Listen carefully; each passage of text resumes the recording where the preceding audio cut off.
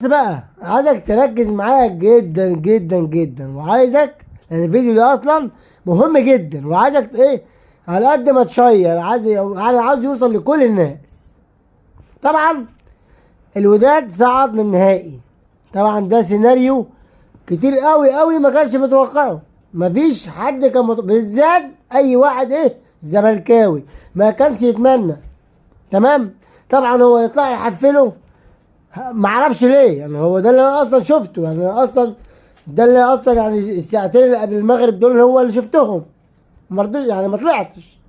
فواحد اتنين تلاتة يا عم بحظه لعبت معاك وما لعبتش معاك، والهري ده وده هري بنسمع منه كل يوم، كل ماتش عامة، يعني بالتحديد كل ماتش للأهلي سواء في أي ماتش لازم حاجة كده بتطلع كده في النص كده، لازم يعملوها هري ترندايه كده في عشان بيضحكوا على نفسهم، والله بيضحكوا على نفسهم وبيضحكونا معاهم بصراحة، دي حقيقة.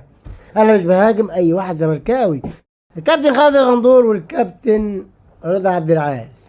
كابتن خالد الغندور بعد الماتش بدقيقة، ماتش صن داونز والوداد بدقيقة، كاتب تغريدة كده بتقول مالكش حجة.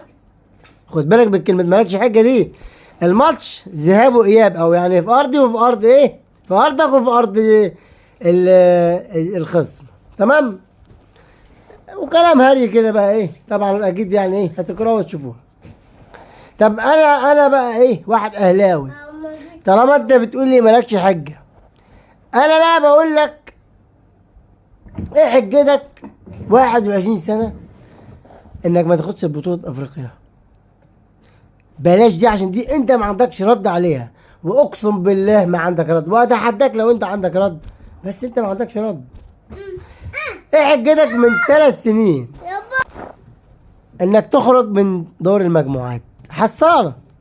حجتك؟ نفسي اعرف حجتك.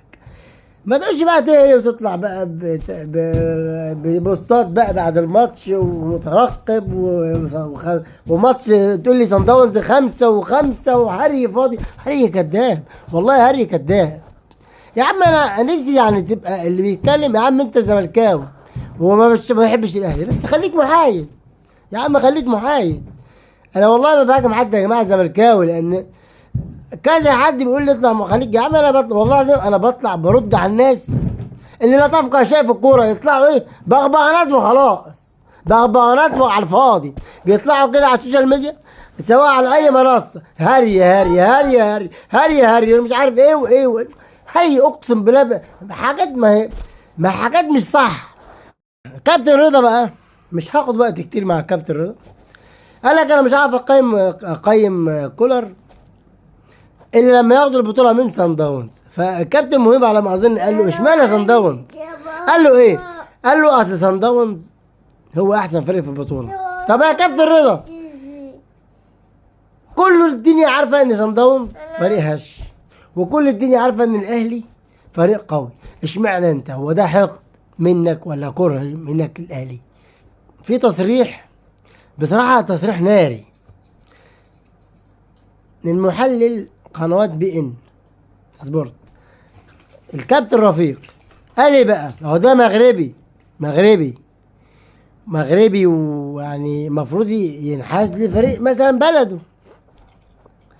قال قال صن داونز، يعني فريق صن داونز والوداد الاثنين خايفين من النهائي، الاثنين خايفين من ماتش النهائي.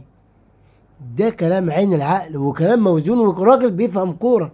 وانا بقول صن داونز من كتر رعبه في الماتش خسر او اتعادل وطلع، بيفكر لحد هم مسروقين اصلا من الماتش. يقول لك احنا هنقابل في النهائي، احنا اللي عملنا في نفسنا كده اهو. خرج دلوقتي الوداد هيجي على صن داونز. يا عم حرام عليك يا عم حرام عليك يا عم، كنت طلعت الاهلي. بس ان شاء الله احنا يعني حاجه اخيره بقى، احنا ان شاء الله كاهلاويه وكجماهير الاهلي عايزين الطار مش من الوداد، يعني اخر حاجه الوداد طار من الاعلاميين المصريين الشمترين بس، والاتحاد المصري والاتحاد المغربي، وخد عندك الاتحاد الدولي. ما كل ده كانت مؤامره ولعب. البطوله كده اتسرقت اخذت بالعافيه واعطوها للرجاء للوداد، عفوا. اخيرا طرنا من الوداد ككوره. احنا مش طرنا حاجه تاني، احنا كلعب كوره، كلعب نظيف. الاهلي معودنا على كده كلعب نظيف، ومتعودنا كمان ان ناخد حقنا، مش بنبيته بره. السلام عليكم.